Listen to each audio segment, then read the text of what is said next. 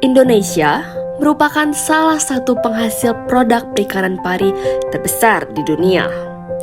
Volume produk perikanan pari dapat mencapai 100.000 ton setiap tahunnya dan telah menyumbang devisa yang sangat besar bagi Indonesia.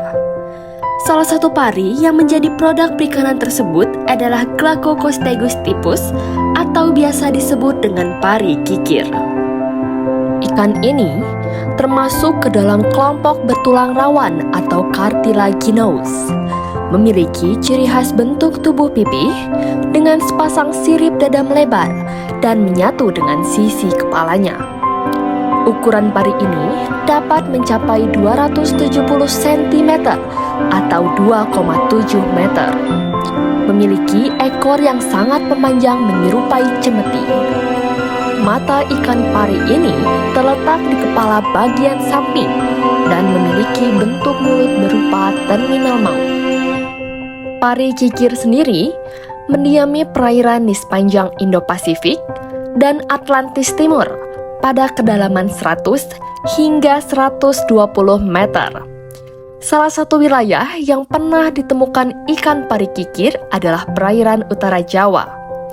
Hal ini disebabkan karena karakteristik perairan utara Jawa yang berlumpur dan merupakan habitat khas dari ikan pari kikir. Ikan pari kikir merupakan komoditas terbesar kelima untuk diekspor ke luar negeri. Pengiriman luar negeri untuk Glaucocostegos spp didominasi untuk tujuan Hong Kong hingga melebihi 90%, diikuti dengan negara Singapura. Bagian tubuh yang paling digemari oleh masyarakat adalah sirip pari kikir. Di negara Hong Kong, sirip pari kikir atau biasa disebut dengan kunci memiliki harga mencapai 964 US dollar per kilogram.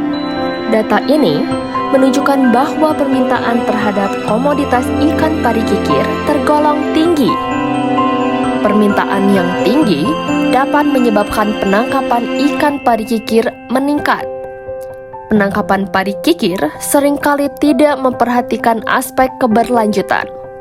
Menurut Yuanda et al. Tahun 2020, kondisi stok pari kikir di perairan utara Jawa pada tahun 2019 hingga 2020 terindikasi mengalami overfish dan overexploited.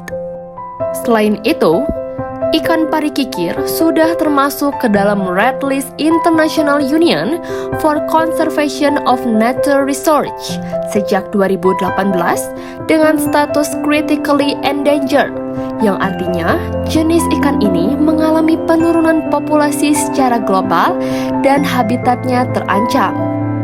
Pari kikir juga merupakan salah satu spesies yang telah masuk ke dalam Appendix 2 CITES pada bulan Agustus tahun 2019 di Genewa, Swiss. Artinya, perdagangan komoditas kelompok pari harus dikelola agar pemanfaatannya tidak mengancam kelestariannya.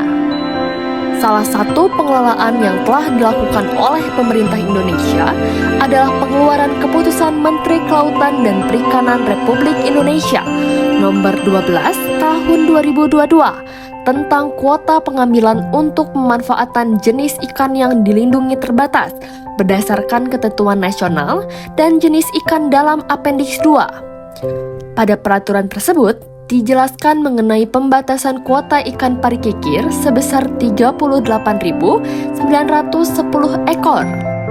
Upaya selanjutnya adalah penggunaan alat tangkap ramah lingkungan seperti rawai dasar. Selektivitas yang dihasilkan oleh alat tangkap ini belum tentu baik. Namun, kemungkinan untuk menangkap hasil tangkapan yang bukan target atau ikan kecil yang belum layak tangkap tergolong kecil. Selain itu, adapun upaya konservasi yang bisa dilakukan di Taman Nasional Karimun Jawa menurut Al-Ghazali et al. Tahun 2023, yaitu mengembangkan skema bagi nelayan untuk meminimalkan kematian ikan pari kikir. Bersama, kita jaga pari kikir untuk laut yang kaya dan kehidupan yang lebih baik.